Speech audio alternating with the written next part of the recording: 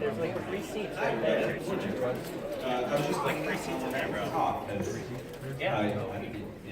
there's a lot to say about Hamilton. I'm glad to be here today. I want to ask you guys before I start talking. Who has seen Hamilton so far? Show of hands. Who's heard it? Who's listened? I guess that there's like A lot more hands. Who's listened to it today? That's still a lot of hands. All right, it is true that we can probably just do a sing-along right now, but I got to tell you stories.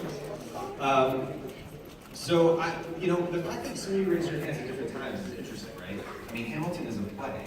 A play is something that you watch in a theater. It's something you see live. But for some reason, this particular play, this musical, is something that even people who haven't seen it, who have just heard it, are in love with it. Like, a lot of people are a lot in love with Hamilton. I've been very lucky to get to watch this phenomenon happen. I heard about Hamilton back in 2008, before I even knew I was hearing about it, which is something I can talk about a little bit later.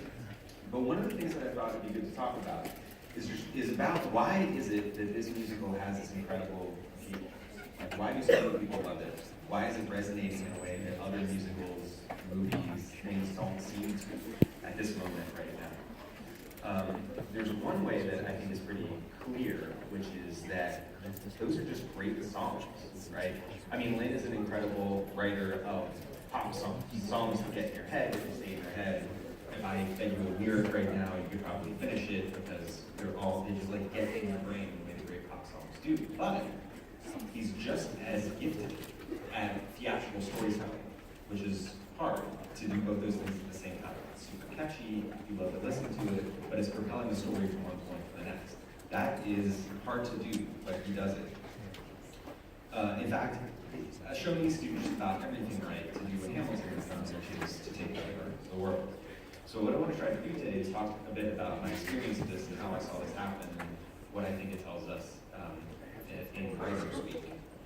So if you want to know where I come in, it's an early spring night back in 2007. I was going that night to see a musical by people whose names I had never heard before. I was writing for New York Magazine at that point. I was writing about plays. And as Gina said, I had grown up listening to hip hop. I mean, when I was your age, if you had asked me, you're going to spend the rest of your life either getting to listen to hip hop or getting to see plays. That would have been an easy call. I never would have seen a play in my life because I would have just been listening to hip hop. So as a critic, one of the things that I kept wanting to see is like, why is the theater only talking to itself? Like, why isn't the theater in conversation with what's going on in the world? Now, one of the things that I can see, one of the pieces of evidence for that is, why am I not seeing any musicals that are using hip hop? Like, all my friends and I are listening to hip hop. We're listening to this dense, intricate storytelling, and we're not hearing it in the art form that's supposed to be about storytelling, like what is going on. So I wrote this essay, and I wrote it, I kept writing it, it was getting pretty obnoxious. And once you write something like that, then you're committed. Like, you need to keep showing up to see, is anyone actually doing the things you want them to do? So that's why I wanted to see this play that night. I didn't go in with high hopes because I'd been disappointed so many times, but within 5 minutes that night, I felt like, okay, this is someone who's clearly understanding this stuff the way that I am. The show is in the Heights. It was Lynn's first show in New York, and I can tell right away, this is someone who is, he's gifted at writing hip hop, and he's also great at writing ballads, and he knows how to tell a story that's worth telling. Lynn's family is Puerto Rican, and he's talked about how when he grew up, he didn't see roles for someone like him to play.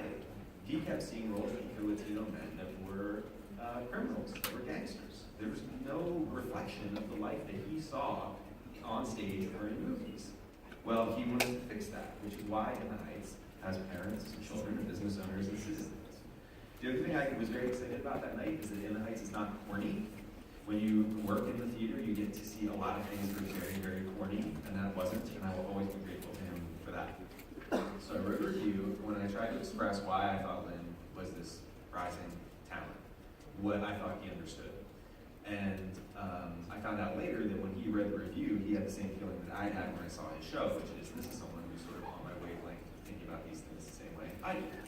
The publicist for the show fixed us up, and one night after In the Heights, in the summer of 2008, we met for a drink. One drink became several drinks, and then several more drinks. And in the course of that conversation, I only realized later, because both of our memories of that night are a little hazy, he told me about what he wanted to do next. He wanted to write a hip-hop mixtape about the life of Alexander Hamilton.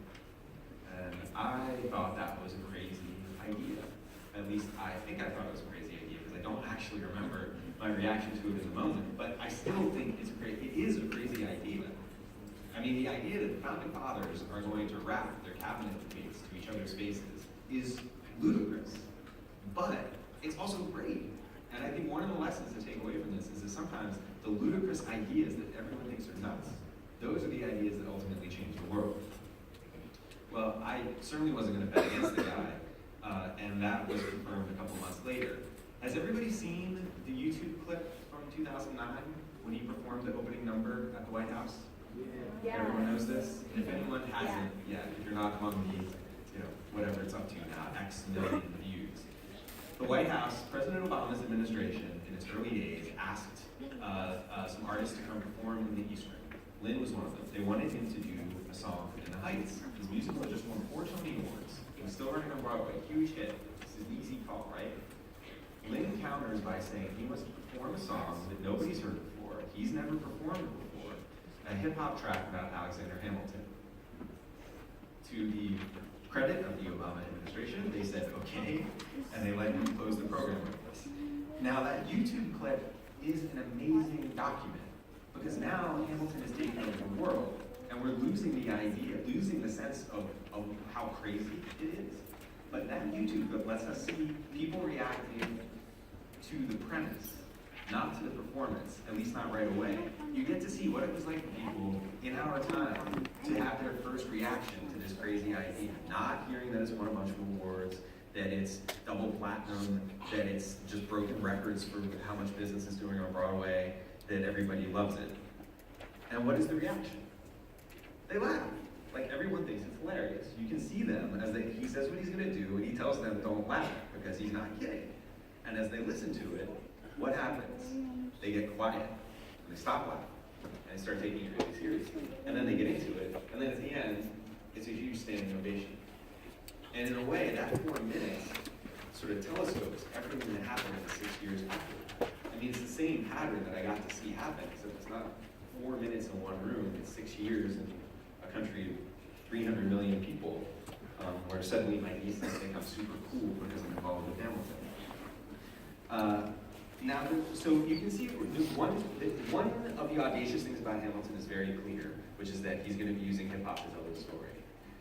The thing that might not be as obvious, I didn't even realize it at the time, is that the subject is just as audacious. Like, when he told me that night in 2008 that he's going to do a hip-hop mixtape about Alexander Hamilton, the hip-hop was novel, but it was just as novel to hear him want to do something about the founding of the country. So here's a quiz, or a survey, maybe.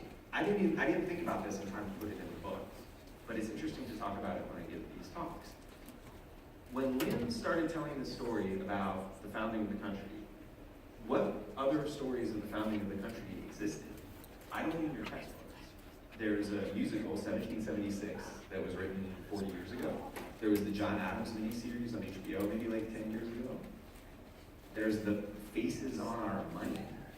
But like, what other picture of our founding do we have? We have the portraits that hang on the walls. But like, shout it out if you've seen it. Like, have you seen a dramatization of the founding of the United States?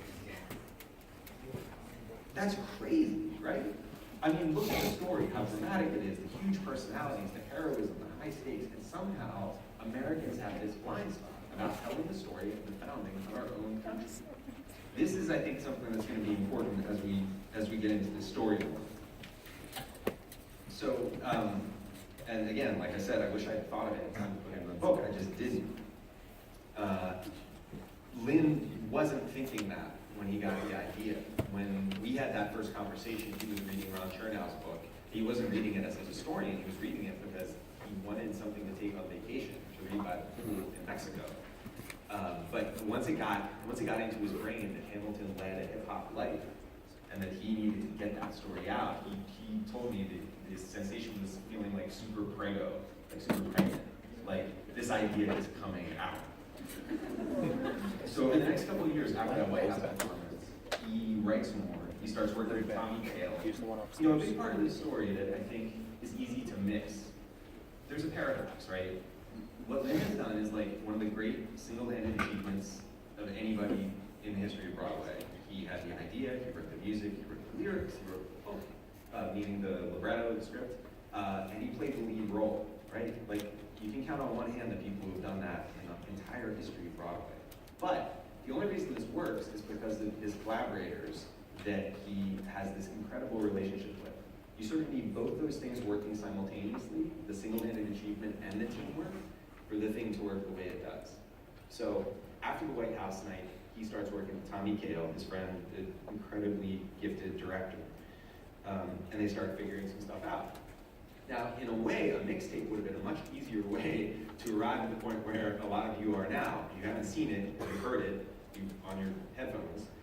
They could have skipped a lot of steps, but when they decided to put it on stage, you have to go through those steps. And, you know, like, what do you have the actors wear if they're rapping but they're playing the Founding Fathers?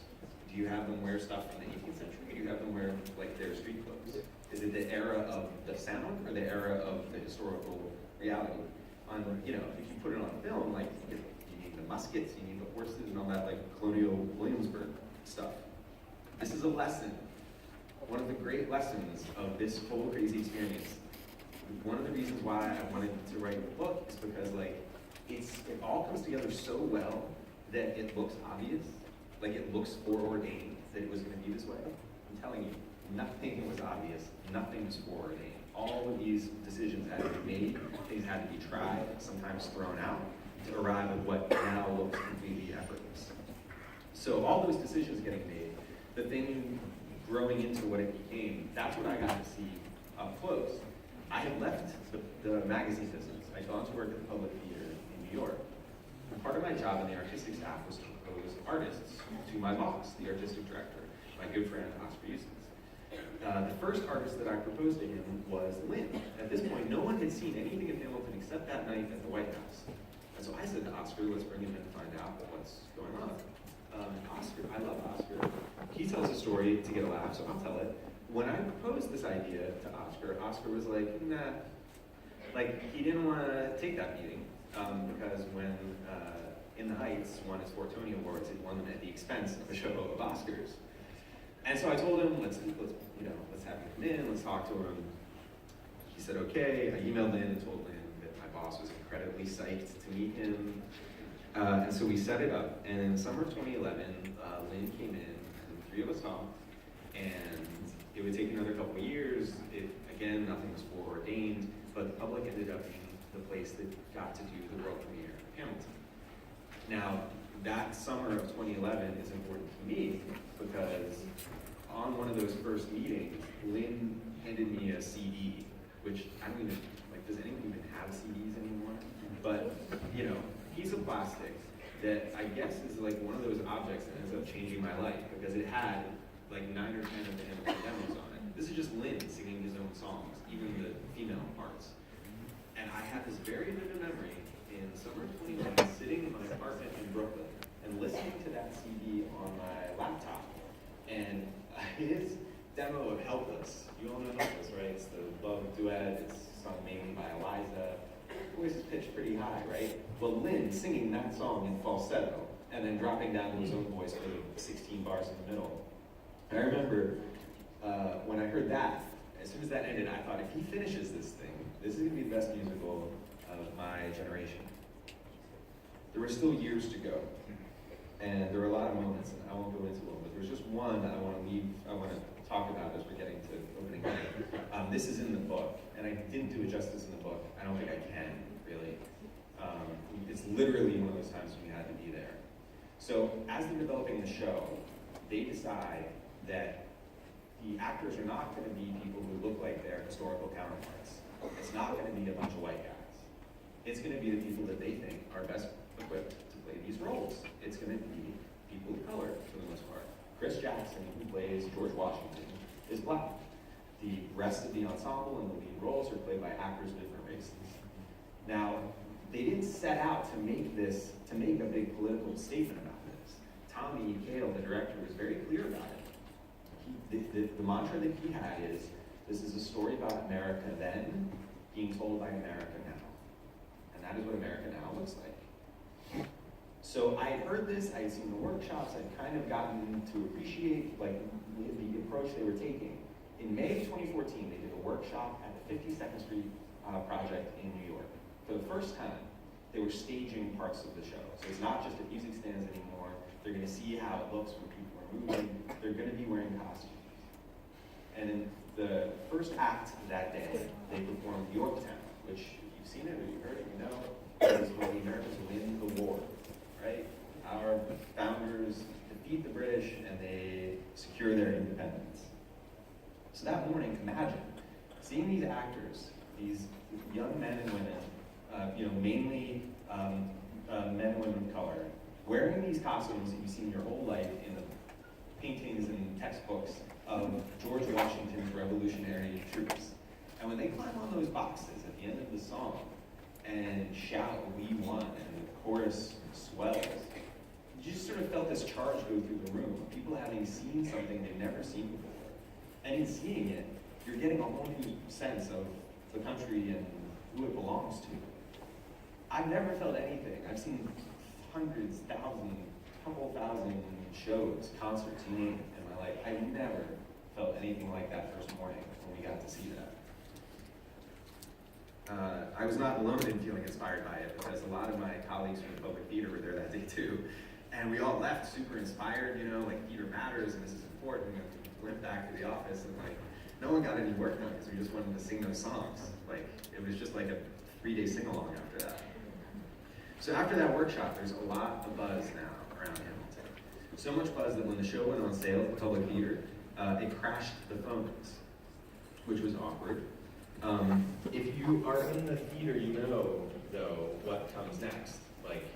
There's no shortcutting what is going to happen. There are rehearsals, there are design meetings, there are script meetings. Lynn had to keep writing. People would see him around the building. He was writing at the Public Theater sometimes. So you see him shuffling around in his slippers as he's working on his ideas. It takes a lot of hard work from a lot of very talented people working together to create something like this. And in a way, seeing that helps me understand the subject, helps me understand the American founding. How did they do what they did in the 1770s and 1780s?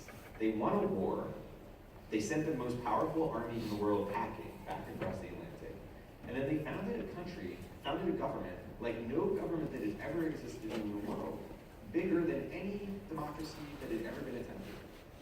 No one thought that was going to work. So not only did they work the one miracle, they worked the two miracles, and they did it in 10 years. And it was mainly the same people. But from watching Hamilton, watching those guys all have to find a way to work together in the pursuit of one common goal, I feel like I understand better now what it must have been like to be watching those guys in Philadelphia and New York in the 1770s and 80s. So at the end of all this work, then you got a show. And in New York, you do your previews, you put the show up, you have rehearsals during the daytime, you tweak it, you fix it, you get as far down the road toward it being complete as you can, and then one night you open the doors and the critics come. And that was the first time where it was really the road test, all right, we think this is pretty cool, our friends think it's cool, but the people who get paid to decide if things are any good, what are they gonna say? It would have been pretty weird if they did nah, this is crap, this is no good. So we were very lucky that they liked it. And because they liked it, we knew after opening night at the Public that the show was going to go to Broadway. That's where the next big step was going to be, moving from the Public Theater downtown to a big theater on Broadway uptown.